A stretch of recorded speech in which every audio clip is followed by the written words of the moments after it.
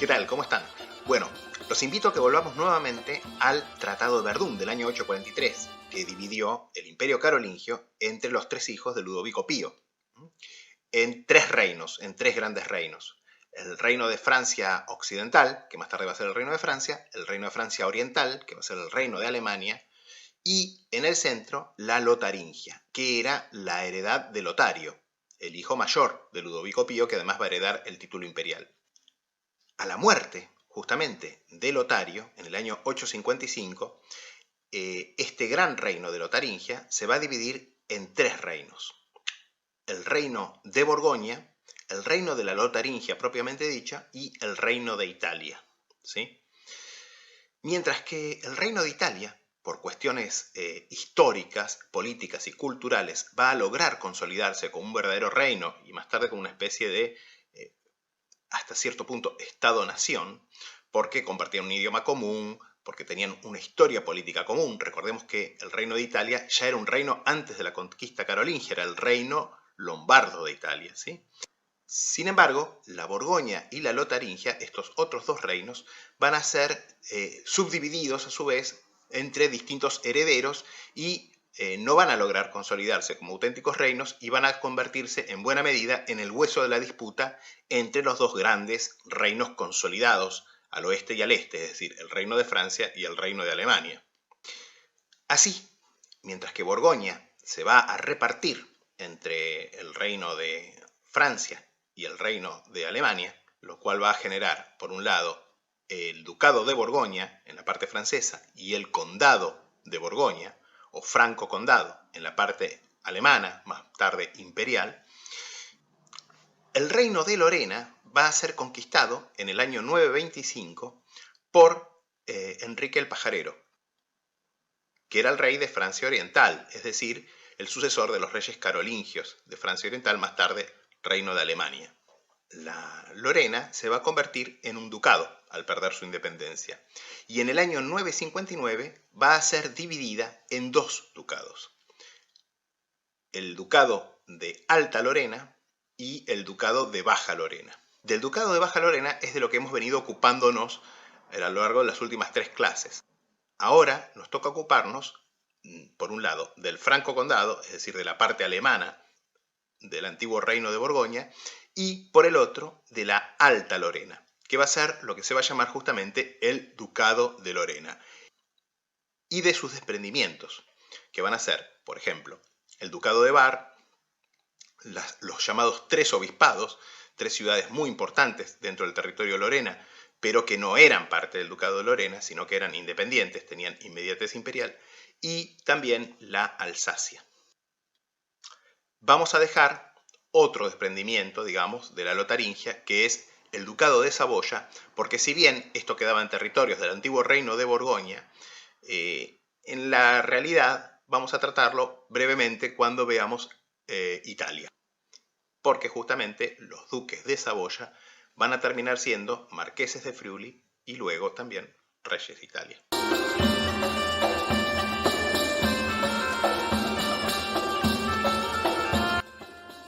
Ya explicamos en las clases 15 a 20 que el condado de Borgoña fue la parte del reino de Borgoña que quedó bajo soberanía del reino de Alemania y luego del Sacro Imperio Romano Germánico.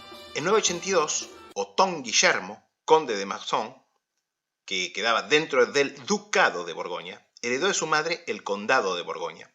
Y si bien también tenía derecho a la muerte de su padrastro a ser duque de Borgoña, en realidad ya vimos que Roberto II, el segundo rey capeto de Francia, va a conquistar el ducado de Borgoña en el año 1002. Con todo, Otón Guillermo va a ser el primer conde de una línea de condes de Borgoña, una dinastía que reinó hasta el año 1148. Renaud III, o Renato podríamos decir, III, fue el primero que en el año 1123 va a usar el título de franco conde, que acá básicamente la palabra franco está usada en el sentido de libre, ¿sí? Como se usa en francotirador, o sea, tirador libre. Bueno, esto es lo mismo. Franco conde para justamente confirmar su independencia con respecto tanto del Reino de Francia como del Reino de Alemania, o Sacro Imperio ya para esta época. Pero más tarde va a tener que hacer acto de vasallaje y casar a su hija Beatriz con el emperador Federico I Barbarroja, con lo cual el condado va a pasar así a la dinastía imperial de los Hohenstaufen, de los emperadores suavos de Alemania. En 1315, sin embargo, el condado va a pasar por matrimonio a los Dampierre, a los que ya conocemos justamente de las clases anteriores. Y de ahí, de los Dampierre, como vimos, obviamente va a pasar a la casa de los duques Valois de Borgoña y va a quedar integrada dentro del estado borgoñón. La capital del condado de Borgoña era la ciudad de Dole, pero esta ciudad era mucho menor que una ciudad que quedaba dentro también del territorio del condado de Borgoña, pero que no pertenecía oficialmente, no dependía jurídicamente del condado de Borgoña, que era Besançon. Besançon fue un arzobispado muy importante desde la temprana Edad Media, desde la Alta Edad Media. Las acuñaciones del arzobispado de Besançon son los famosos deniers à la main bénissante, los denarios de la mano bendiciente, que van a ser más tarde copiados o imitados, mejor dicho, en su tipología por los obispos de Meaux y más tarde también por los obispos de Arles, como ya vimos en la clase cuando trabajamos la moneda feudal francesa. Este tipo de denier parece realmente un denier feudal francés de vellón y fue introducido hacia fines del siglo X, inicialmente obviamente en plata. Los primeros, anónimos, llevan la llamada porta nigra en reverso, una porta nigra como la de Treveri. Pero más tarde ese reverso va a ser sustituido por el más convencional de la cruz. Pero estas acuñaciones se van a interrumpir a comienzos del siglo XIII y por más de 4 siglos no va a haber emisiones, porque, como ya vimos, casi no hay monedas del Franco Condado durante la Baja Edad Media, ni tampoco durante la hegemonía de los duques de Borgoña, y prácticamente tampoco bajo los primeros Habsburgo. Sin embargo, bajo Carlos V, Besançon se va a convertir un poco en la vidriera del imperio ante Francia, un poco como era Berlín Occidental, la vidriera del capitalismo frente al comunismo, y justamente va a ser una especie de ciudad mimada para Carlos V, que la va a rodear de un complejo de murallas avanzadísimo, la va a ornar con edificios públicos muy hermosos e importantes, palacios, etc., y le va a otorgar su escudo actual, con el águila imperial entre las columnas de Hércules, o sea, un escudo que hace referencia tanto al Sacro Imperio, es decir, a Alemania, como a España. Y le va a otorgar, además, el derecho de acuñación. Besançon era la ciudad más grande e importante de habla francesa en manos de Carlos V. De hecho, en Besançon, mucho después, por supuesto, van a ser nada menos que Víctor Hugo, probablemente el autor francés más leído del mundo. De manera que Carlos V amó a Besançon, sin duda, y elevó a altísimos puestos, a altísimos cargos públicos de su imperio a nativos de esta ciudad. Y Besançon, sin duda, amó a Carlos V, porque una particularidad de las acuñaciones de Besançon es que prácticamente todas, a lo largo de los más de 100 años que se van a producir las acuñaciones autónomas de esta ciudad, van a estar a nombre y con el retrato de Carlos V. Desde la introducción de las acuñaciones en 1534 hasta la anexión a Francia de esta ciudad por Luis XIV 140 años más tarde, en 1674. El sistema monetario combina, por un lado, el sistema monetario español, por el otro, el alemán, es decir, el del Sacro Imperio, y las distintas Reichsordnung, que van a establecer los estándares y metrología de las monedas imperiales, y fracciones que más que francesas son propiamente locales de Besançon. Inicialmente se van a acuñar el florín de oro bajo, que es rarísimo, el franco, o sea, el franco como en Francia, el testón, también como en Francia, y el gros de plata, muy raros. La única moneda temprana común es el pequeño Carolus, o sea, Carlos, justamente injustamente, obviamente, llamado así por Carlos V. Inicialmente de 1,2 gramos de plata 538 milésimas por un valor de 24 deniers. El blanc o demi-carolus, 12 deniers, ya en Bellón, y el niqué, por 2 deniers de Bellón Bajo. Bajo Felipe II se van a agregar en oro medias pistolas, que sería el nombre del doble ecu o doble escudo o doblón español, digamos, que es como se los conocía sobre todo en Francia y en Italia con este nombre, pistolas, dobles pistolas y cuádruples pistolas, o sea, 8 escudos de oro, además del liard de 6 deniers y el medio niqué. A partir de 1622, ya bajo Felipe IV, se acuñan en oro triple, doble y simple pistola, ducado y sobre todo medio ducado. En plata se va a acuñar el daldre o tálero de 32 gros, 28,1 gramos de plata 873 milésimas. El medio daldre o medio tálero, el testón por valor de 8 gros, o sea, un cuarto de tálero, 8,3 gramos de plata 734 milésimas, el cuarto testón o doble gros, 3,2 gramos de 479 milésimas, el gros, 2,3 gramos de 312 milésimas, y el carolus, que en esta época pesa 1,2 gramos de plata 240 milésimas, que sería el tercio de gros. Y finalmente, bueno, también las denominaciones menores, sobre todo el niqué. Desde 1652 la acuñación se moderniza, pasando de la prensa de rodillos que se usa sobre todo en las acuñaciones a partir de 1622 a la prensa vertical, que da una acuñación mucho más plana y fuerte. Sin embargo, aunque Besanzón obviamente era la ciudad con mucho más importante de esta región, la capital del Franco Condado era la ciudad de Dole, que va a ser la que va a acuñar las monedas oficiales para todo el Franco Condado, entre comillas, si bien en la práctica, en el Franco Condado, lo que más corría era la moneda de Besanzón, que era mucho más abundante, por cierto. En realidad, existen acuñaciones, son las únicas acuñaciones del Franco Condado, anteriores a Carlos V, realizadas por su padre, Felipe el Hermoso, que incluyen hasta incluso florines de oro bajo, obviamente también Stuyver, Double Stuyver, etc., pero son rarísimas, son mega raras. Yo solamente las conozco por dibujos, o sea, nunca vi una en foto de una moneda física. Recién va a ser, obviamente, con su hijo Carlos V, que al mismo tiempo que Carlos otorga a Besanzón el derecho de acuñación, va a reabrir la ceca de Dole y va a producir monedas muy parecidas, por cierto, a las de Besanzón. Es decir, acuñadas en el mismo sistema monetario, en el mismo estilo, etc. Estas van a incluir el carolus, blanc, liard, niqué. Con Felipe II se van a agregar a la serie el ecu, o sea, o daldre, o tálero, el testón, el doble gros, más el doble denier y el denier en cobre, que básicamente son como el denier tournois y el doble tournois. A las acuñaciones de Felipe II siguen acuñaciones a nombre de Alberto e Isabel, que como soberanos de los Países Bajos reciben también el Franco Condado.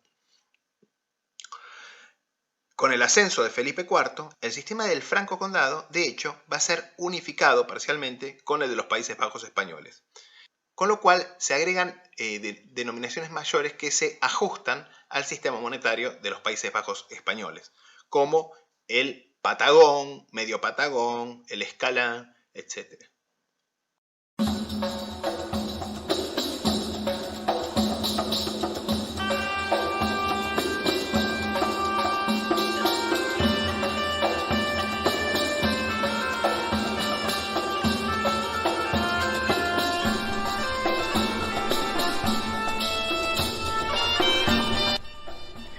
Bueno, vamos a empezar a mirar algunas monedas, empezando obviamente con el Franco Condado y concretamente con Besanzón. Acá tienen el famoso denier à la main bénissante, el denario de la mano bendiciente de Besanzón, un ejemplar acuñado entre fines del siglo XII y principios del siglo XIII, concretamente entre 1180, más o menos, y 1225. Un lindo ejemplar, por cierto, anverso con la mano bendiciente, que es la mano de San Esteban, el primer mártir cristiano, por cierto. Probablemente representa algún relicario que existía en la catedral. Y en el reverso, bueno, obviamente el nombre de la ciudad y la cruz, moneda del arzobispado de Besanzón. Y ahora pasamos a las acuñaciones de la ciudad libre de Besanzón, luego de un lapso sin acuñaciones bastante largo, como ya les expliqué, con las monedas de Carlos V, o mejor dicho, a nombre de Carlos V. Si bien este ejemplar que les muestro, este primer ejemplar que les muestro, sí es acuñado bajo Carlos V, concretamente un Carolus, del año 1547. ¿Ven la fecha arriba del escudo? Es el escudo de Besanzón, el águila con las columnas de Hércules. Un emblema muy interesante porque une el águila del Franco Condado y también del Sacro Imperio con las columnas de Hércules, que es el símbolo español.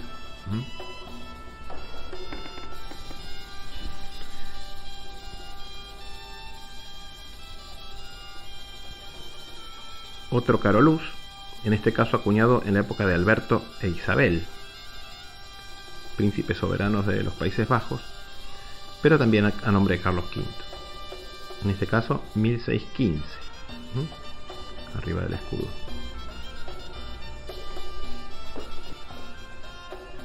Otro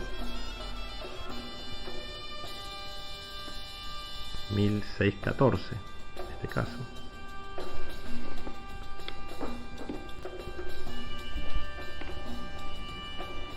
Otro más, 1618.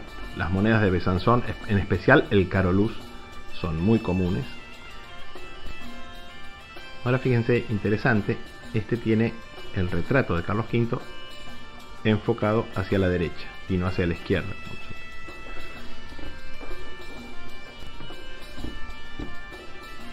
Y ahora una moneda un poquito más escasa, que es el Blanc o medio Carolus. Fíjense qué chiquitita, pero acuñada todavía en plata también.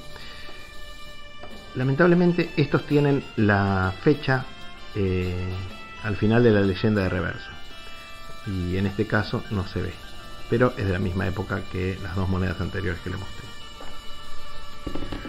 Y finalmente, ya bajo Felipe IV, otro Carolus. Estos suelen ser más pesados, 1622 en este caso. Fíjense cómo la fecha pasó al anverso ahora, a cada lado del retrato de Carlos V. Y el reverso, el escudo de la ciudad con moneta Civitas Byzantinae.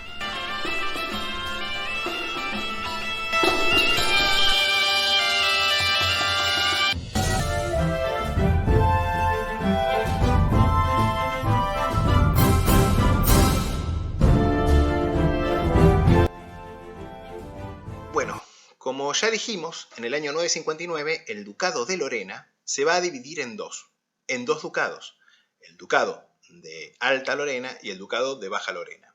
Del ducado de Baja Lorena en realidad ya nos ocupamos en las últimas 3 clases, porque es justamente lo que llamamos Países Bajos. Y ya vimos que los duques de Brabante y los duques de Limburgo van a recibir el título de duque justamente por reclamar, digamos, el título ducal de Baja Lorena.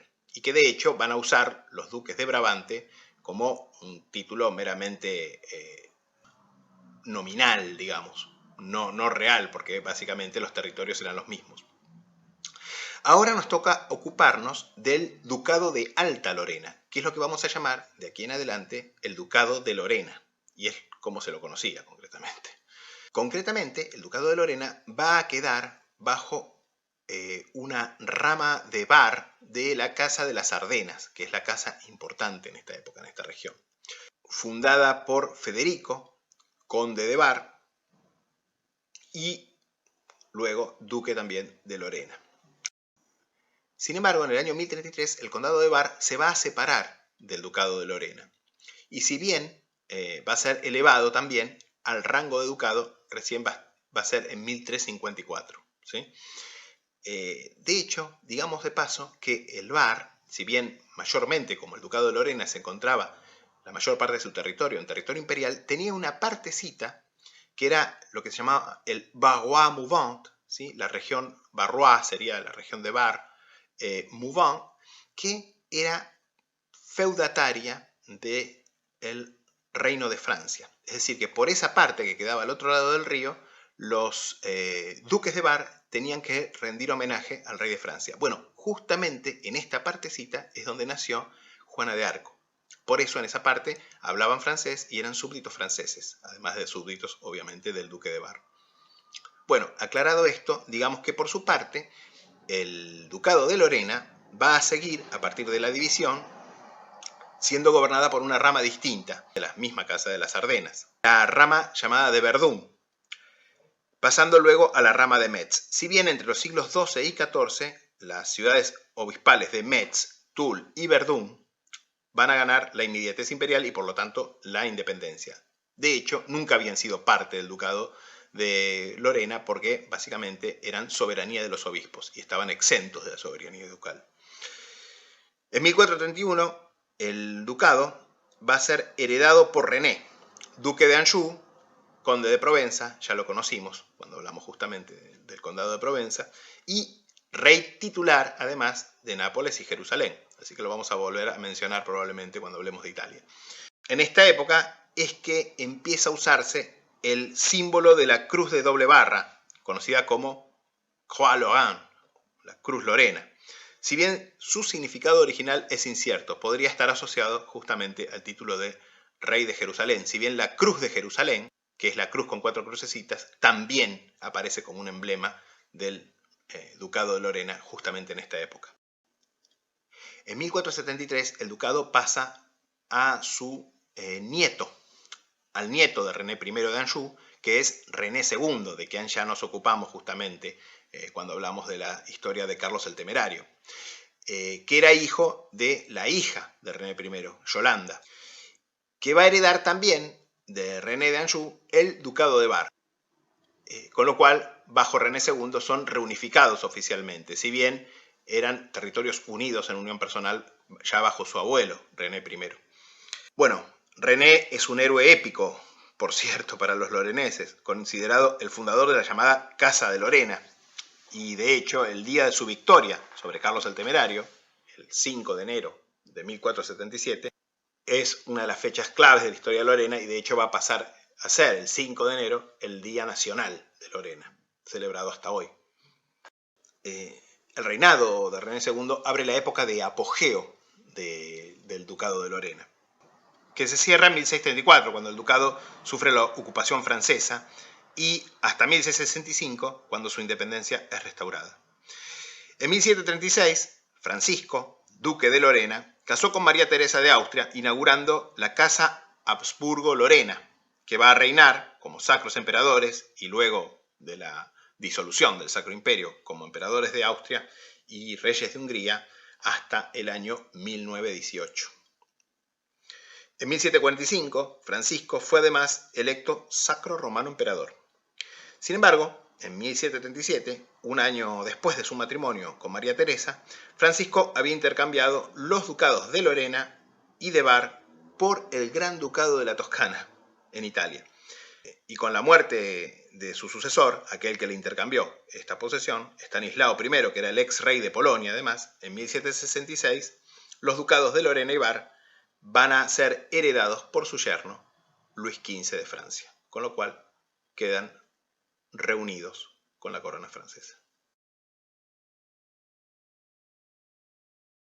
Para empezar a ver las monedas del ducado de Lorena, digamos que la fuente primordial de esta numismática es la obra de Saulcy, Recherche sur les monnaies des ducs héréditaires de Lorraine, impresa en Metz, justamente en Lorena, en el año 1841. Es un trabajo un poco temprano, no trae muchos detalles de metrología, etc., pero bueno, es un trabajo exhaustivo y pueden bajarlo, obviamente está en PDF disponible porque está libre de derechos. Las acuñaciones comienzan bajo Gerardo o Gerhard hacia el año 1048 si bien son muy raras, solamente 3 ejemplares citados por de Saulcy. Recién las monedas se vuelven más comunes bajo Berta de Suabia, duquesa entre 1176 y 1195, época hacia la cual el denier, aún en plata relativamente buena, va a adoptar una forma compacta, con los bordes como elevados, que esto se puede ver tanto al recorte como también probablemente a pequeños martillazos en los bordes. Un estilo que vamos a encontrar en otras secas de la región. Los duques de Lorena poseían las ricas minas de plata de los Vosgos, por lo que pudieron acuñar sobre todo en este metal. Las secas son Nancy, Neufchâtel, Mirecourt y más tarde Nancy y Sierck. Las monedas del duque Ferry, que sería Federico III, son las primeras en llevar el blasón lorenés. Con Teobaldo II, entre 1303 y 1312, se introduce un doble denier o spadin, espadino sería, ¿no? Modelado a partir del Baudecun à la Lance, que vimos en los Países Bajos.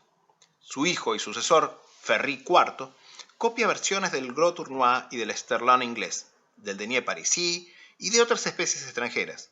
Y durante la regencia de María de Blois para su hijo Juan, duque entre 1346 y 1390, se va a agregar, también por influencia de los Países Bajos, un plaque o doble gros de 4,3 gramos.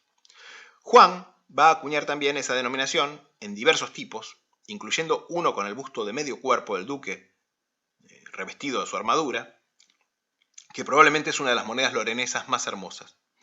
Pero sus monedas más comunes son el gros, el doble denier y el denier, denominaciones que van a continuar siendo acuñadas por su hijo Carlos II y van a continuar más o menos con los mismos tipos hasta el siglo XVII incluso. Bajo René I de Anjou, las denominaciones más comunes son el gros y el medio gros o demi-gros. Bajo su nieto, René II, sin embargo, se van a introducir un montón de denominaciones nuevas. Florines de oro bajo, a la manera de Borgoña, pero con una inusual representación de San Nicolás, o sea, de Papá Noel recibiendo a los niños. Una variante tiene incluso a Papá Noel con un niño en brazos y otros están, lo que parece ser, sobre su bolsa de regalo. Y bueno, plaques y medios plaques o gros, con el brazo de Dios en reverso empuñando una espada y la leyenda Fecit potentiam in brachio suo, se hizo el poder en su brazo. Junto con el Sol de Guerre de 1,3 gramos, por valor de 12 denier probablemente en plata baja, esta moneda, acuñada bajo René II y sus sucesores, también suele ser descrita como medio gros, que probablemente sea su valor luego de la guerra. Y por cierto, es seguramente una de las monedas lorenesas más comunes. René también acuña un testón, mucho antes que Francia, pero es rarísimo. La denominación se va a volver a acuñar y se va a volver mucho más común bajo su hijo Antonio, que cosa inusual acuña también cuartos de testones, en lugar de medios como en Francia. Antonio también introduce un tálero o écu, si bien esa moneda es muy rara. Yo he visto 2 ejemplares, uno en subasta y otro en un museo. En adelante, las monedas comunes van a ser el testón y su cuarto, el plaque o doble gros, el medio gros o sol de guerre, el doble denier y el denier. Durante el reinado de Carlos III, apodado el Grande, un largo periodo de neutralidad, paz y pacífica expansión para el ducado, se van a acuñar varias otras denominaciones menos comunes. Pero son sus testones lo más abundante, probablemente, de las monedas grandes, y en esto se puede seguir la evolución de su retrato desde su niñez hasta su vejez. Las acuñaciones van a continuar hasta la anexión a Francia, siendo sin duda la denominación más característica el testón, cuyo peso fino y curso es sin embargo variable según el reinado. Las acuñaciones del ducado de Bar, por su parte, se caracterizan por ser casi exclusivamente imitaciones de monedas extranjeras, comenzando con crudas copias anónimas del denier parisí, e incluyendo más tarde el denier parisí, el gros tournois, el gros à la couronne, el florín de tipo florentino, etc. A pesar de todo, en época tardía, el ducado va a producir algunas monedas originales muy hermosas, como el llamado Gros Hermé, Gros del Yelmo, y sobre todo el Gros de Saint-Mihiel, caracterizado por la figura del duque en armadura de pie que va a continuar siendo acuñado en esta seca, Saint-Mihiel, la principal del ducado de Bar, luego incluso de que los ducados de Bar y Lorena quedaron nuevamente reunidos a partir de René I de Anjou en adelante.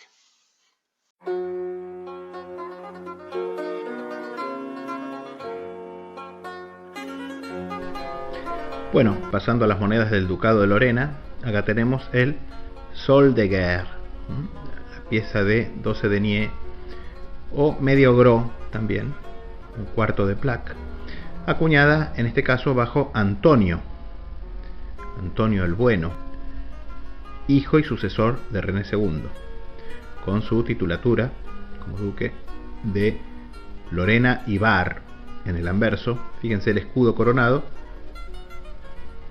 partido con Lorena a mano derecha, nuestra mano izquierda, y Bar, los dos salmones, cuyo nombre justamente, Salm, va a generar también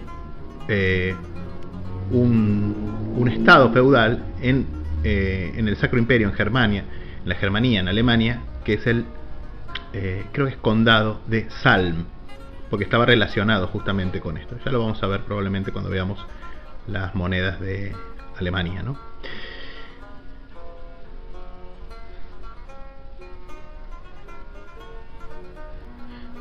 Y en el reverso, fíjense la espada, que también es un símbolo lorenés que aparece ya desde la época del doble denier o espadín, ¿sí?, de Teobaldo II, a principios del siglo XIV. La espada como símbolo del Ducado de Lorena y también como símbolo cristiano, porque la espada es una cruz. Bueno, acá lo tenemos, a Antonio el Bueno, tal como se veía a comienzos de su reinado. Esta cosa, digamos cosa porque no sabría decirles bien qué es. Es una medalla, probablemente. Si bien está, a diferencia de otras medallas lorenesas, el grabador es el mismo que grabó las monedas de la ceca de Nancy. En verdad, esta pieza está hecha en peltre o estaño y es una reacuñación posterior, probablemente del siglo XVIII o más probablemente de mediados del siglo XIX, hasta esa época, 1830, 1840 más o menos, en que hubo un resurgimiento muy importante del interés por la historia, sobre todo la historia medieval y renacentista en Francia. Probablemente entonces esto sea una reacuñación de una pieza que existió, pero está hecha, como les digo, en peltre. El tipo es similar al de los táleros, que son rarísimos. Conozco uno que está en el museo, en la web del museo de, creo que de Nancy o de Metz, no me acuerdo, creo que o de Metz, sí. Y el tipo es el mismo que los táleros, si bien los táleros tienen la titulatura en anverso, el reverso nada, es en epígrafo como en este caso, pero el diseño, la tipología es la misma. Bueno, una cosa bastante interesante. Luego fue bañada en bronce, como pueden ver, para darle el aspecto de una medalla de bronce, pero esta pieza es de peltre. Y para concluir con las monedas del Ducado de Lorena, vemos un testón de Enrique II, 1608 a 1624, duque de Lorena. Bueno, el testón ya les dije que es la moneda más común, la moneda grande de plata más abundante de Lorena. Si bien el Sol de Guerre o de Migros y el doble denier también son muy comunes, pero de las monedas grandes, el testón es claramente la moneda más común, esta denominación, que se acuñó antes en Lorena que en Francia.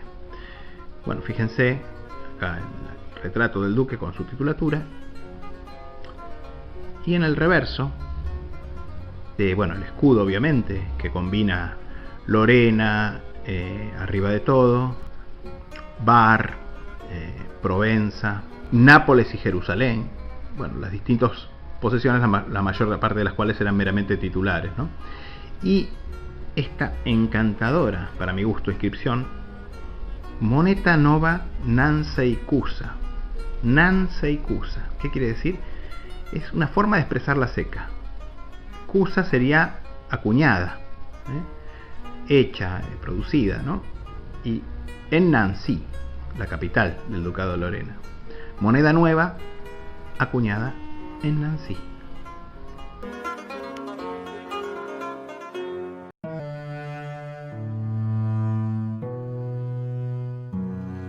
Ya mencionamos, cuando hablamos del Ducado de Lorena, que los llamados tres obispados, las ciudades de Metz, Toul y Verdun, eran independientes. De hecho, estaban sustraídas a la autoridad del duque, porque eran soberanas en base a la autoridad de los obispos, y luego van a ser, además, ciudades libres, que van a ganar la inmediatez imperial, es decir, van a depender directamente del emperador, con lo cual eran independientes en realidad, y tenían su propio gobierno, eran comunas o repúblicas, podríamos decir. De hecho, Metz es la ciudad más importante de Lorena, incluso más importante que la capital del Ducado de Lorena, que era Nancy.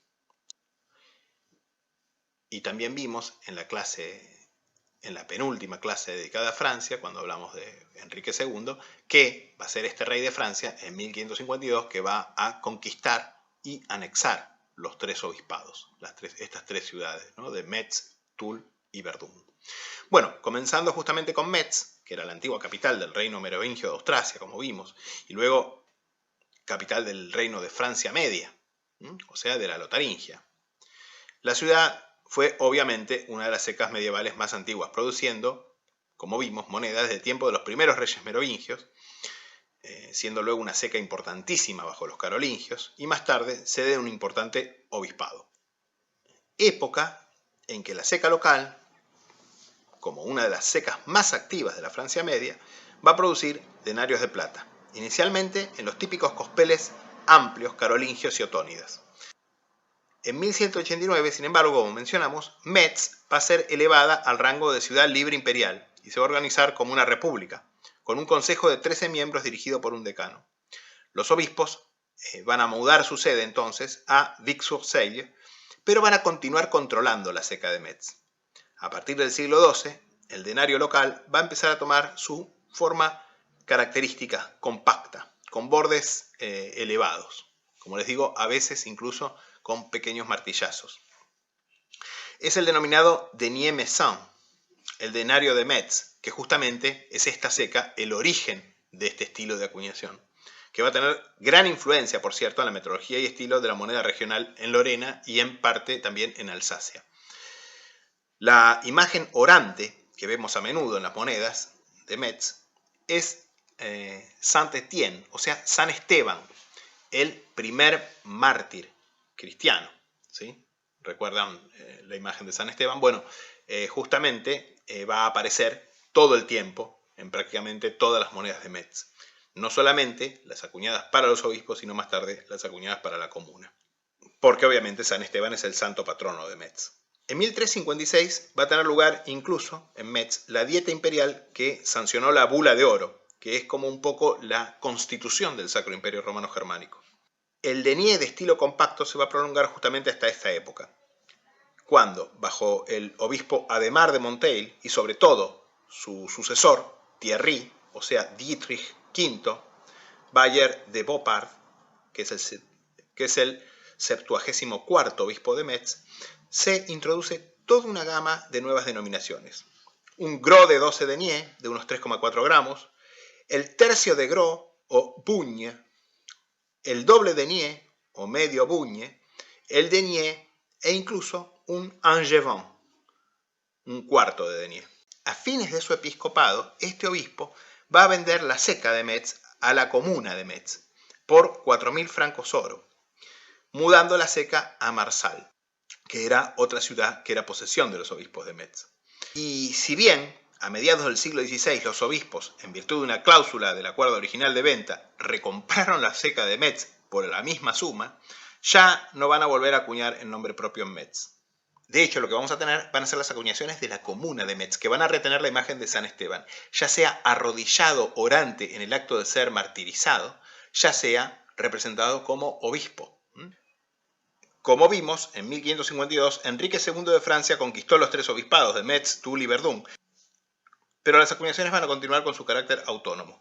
Las últimas monedas son florines de oro, gros, medios gros, buñes, etc. Y luego también táleros y testones de la comuna, producidos desde inicio del siglo XV hasta 1662, cuando el recién creado Parlamento de la ciudad votó la unificación monetaria con Francia y transferir sus derechos de acuñación al rey.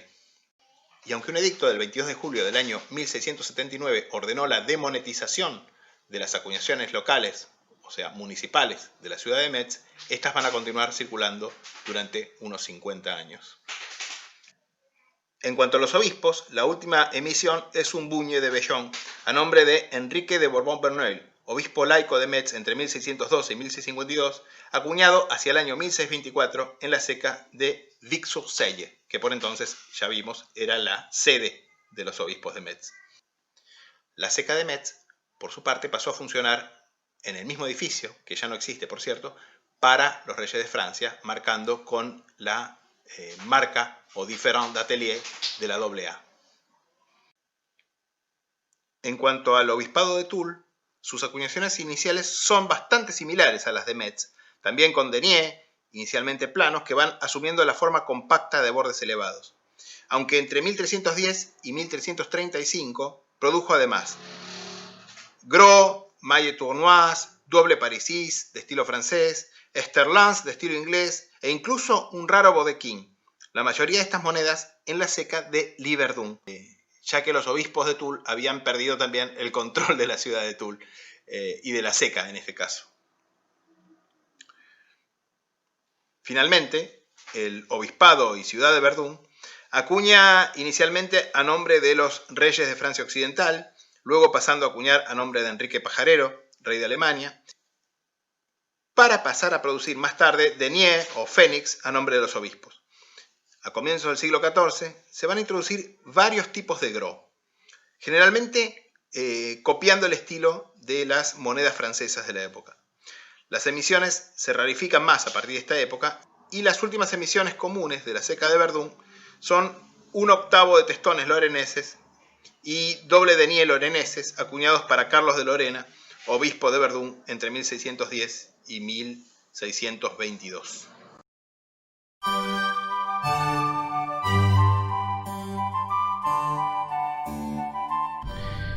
Y ahora veamos las monedas del obispado de Metz, comenzando con un denier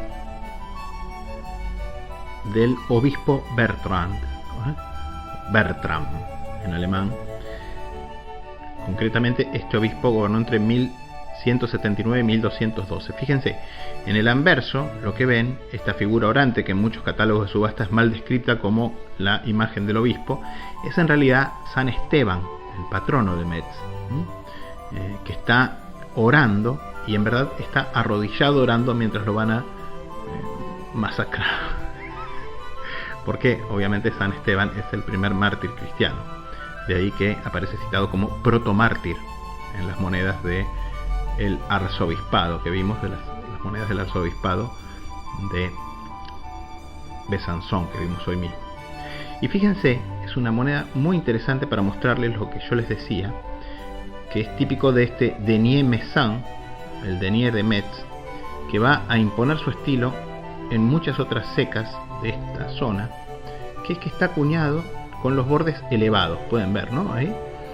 Probablemente esto se debe a que el cospel era manufacturado con alguna clase de sacabocado, pero también por la presión de los cuños y también porque probablemente era martillado el cospel por una cuestión técnica antes de la acuñación, probablemente para que se acuñara mejor, se elevaban los márgenes.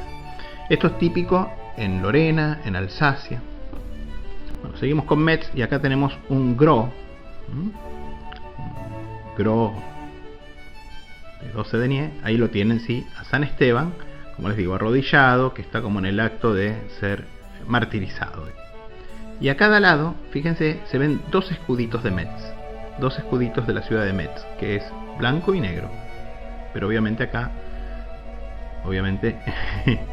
las monedas no tienen más que el color del metal, con lo cual los colores han sido representados con un sombreado.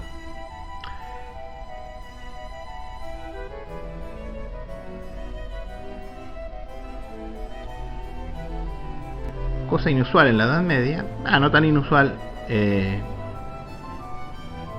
esta moneda tiene la denominación Grossus, dice. además de la leyenda religiosa, y el símbolo inicial, justo arriba de la cruz, es también un escudito de Met. Una moneda acuñada más o menos entre 1450 y 1500, o un poquito después.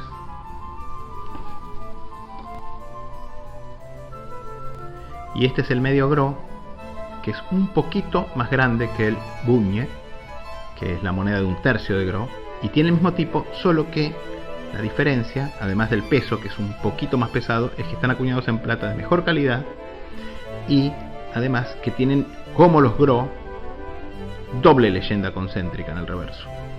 Esta moneda pesa 1,20 gramos, fíjense, y el tipo es exactamente igual que el gros porque es un medio gros. El buñe tiene, en cambio, no tiene doble leyenda concéntrica. Esta moneda es posterior a la que mostramos antes, es una moneda entre 1500 y 1600. Fíjense, la letra ya es la letra latina, no es la letra gótica, digamos, que veíamos antes.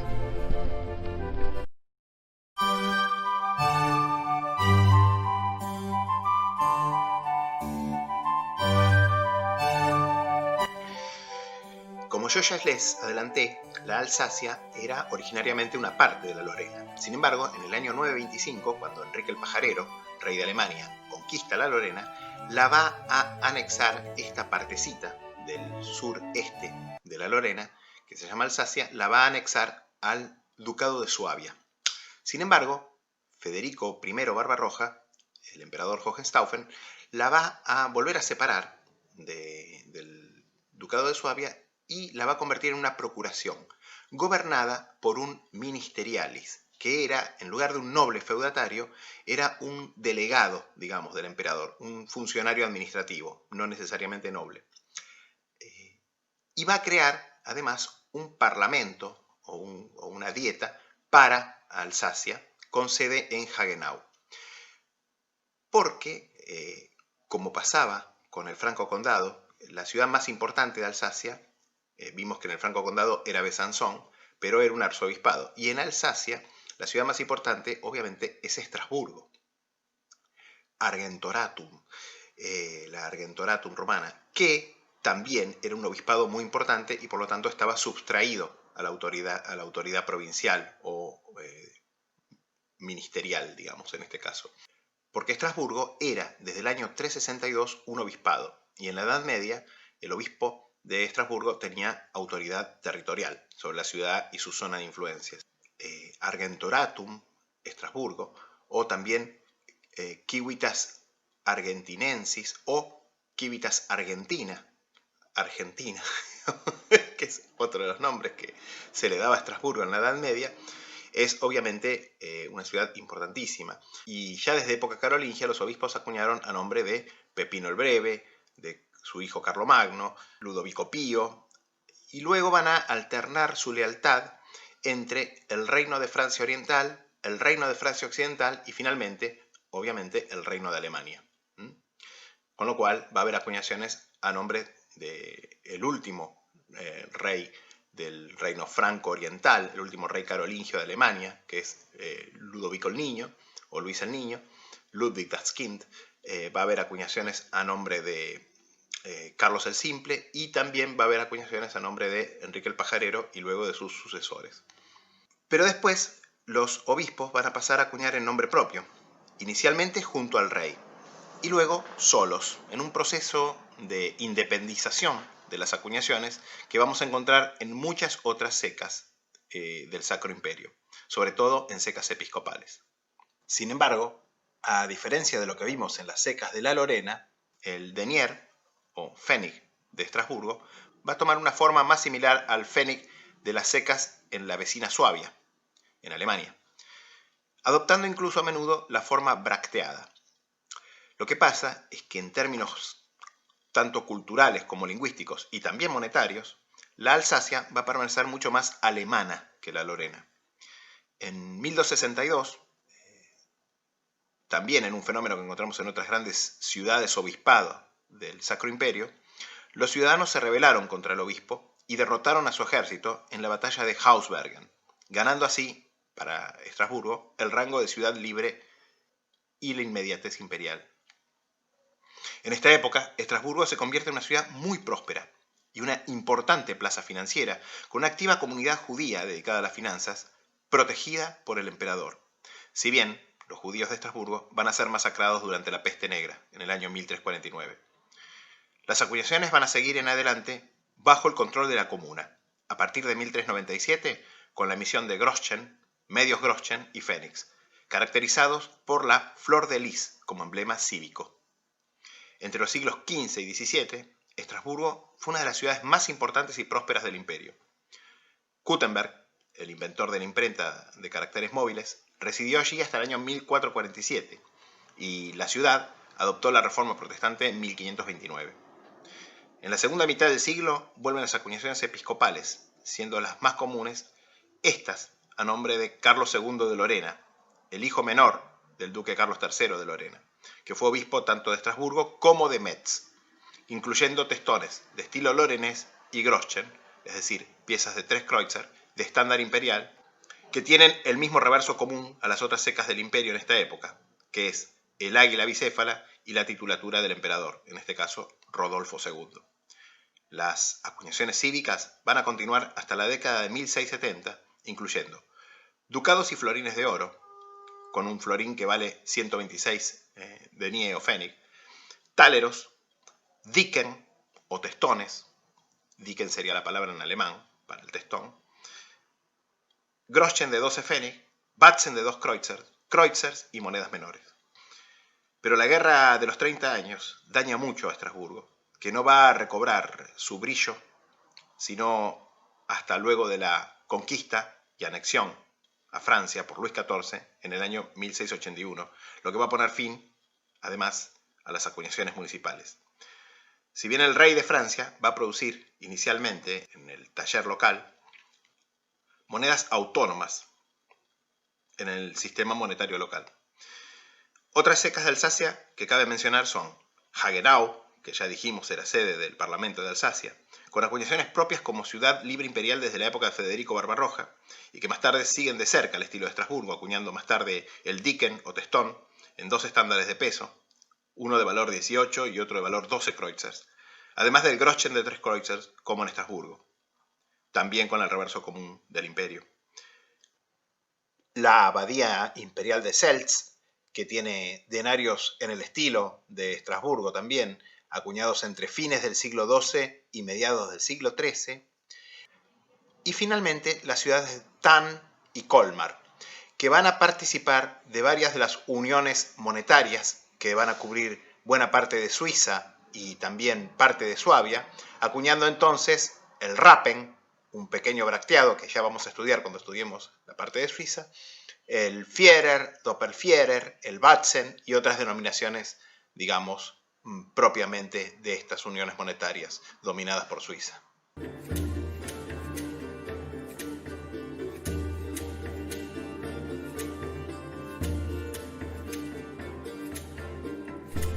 Bueno, Estrasburgo, Urs Argentinensis o Argentina. Fíjense, acá tienen un kreutzer más o menos del año 1480, porque esta moneda tiene todavía la escritura, digamos, lombarda, gótico-lombarda. Obviamente el símbolo es la lis, tanto en anverso como en reverso, y tiene la leyenda larga. Más tarde esta leyenda van a ver que se acorta bastante. Esta es una moneda todavía, podríamos decir, entre comillas, medieval, hacia 1475, 1480 más o menos, ¿sí?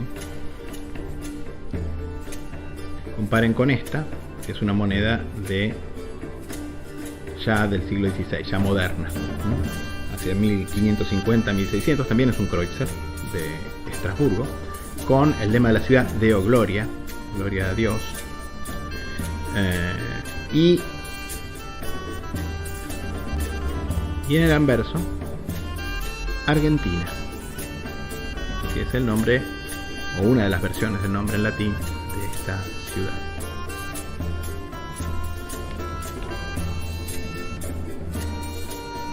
Y para concluir, de la misma ciudad y época, el Groschen, perdón, el medio Groschen, Halb Groschen o demi-gros o lis. Fíjense, esta moneda trae la denominación Semicis argentinensis, o sea, medio de Estrasburgo sería, porque es un medio gros, pieza de 6 pfennig, 6 deniers, con la lis ahora en este multifolio ornado. Y en el reverso, Gloria in excelsis Deo y una cruz flordelizada, también en un cuadrilobo ornado, pero acá piensen siempre que la lis es el símbolo no de Francia, no del Reino de Francia, sino de Estrasburgo.